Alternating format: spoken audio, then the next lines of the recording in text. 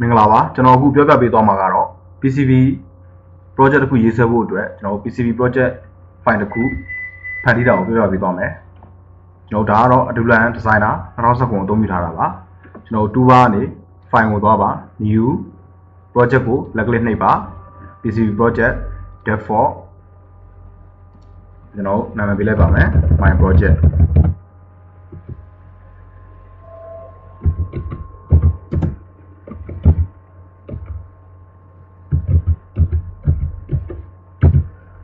ကျွန်တော် create project folder ကို marking ဖြောက်ထားပါမယ်ကျွန်တော်တို့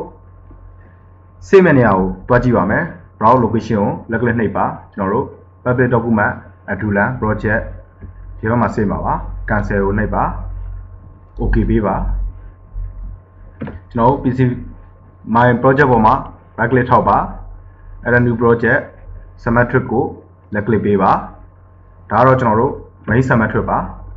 project ပေါ်မှာ right click ထောက်ပါ add a new project PCB ကို left click နှိပ်ပါ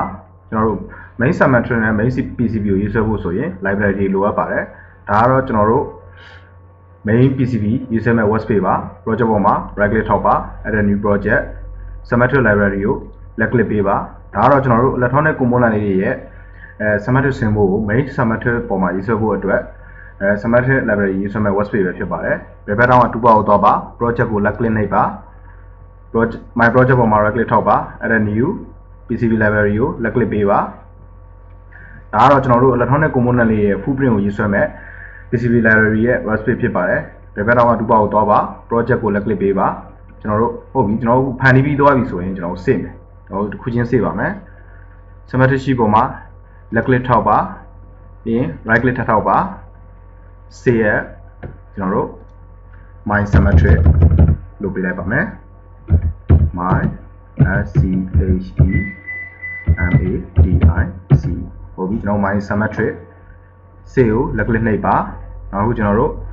main PC ပေါ်မှာ left click ထောက်ပါ right click ထောက်ပါ save ကို left click ပေးပါကျွန်တော်တို့ my PCB ကျွန်တော်တို့ save ကို left click နှိပ်ပါကျွန်တော် PCB library 1ပေါ်မှာ left click ပေးပါ right click ထောက်ပါ save ကို left click ပေးပါကျွန်တော်တို့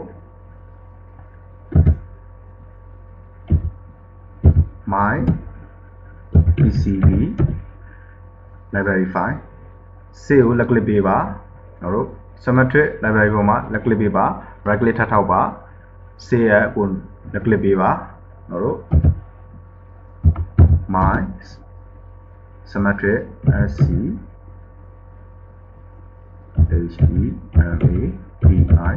symmetric library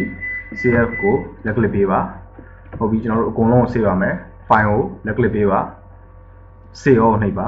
ဒါဆိုရင်ကျွန်တော်တို့ PCB project တစ်ခုရေးဆွဲဖို့အတွက် project file တစ်ခုကိုဖန်တီးပြီးတော့ပါပြီနားလည်မယ်လို့ထင်ပါတယ်ကျေးဇူးတင်ပါ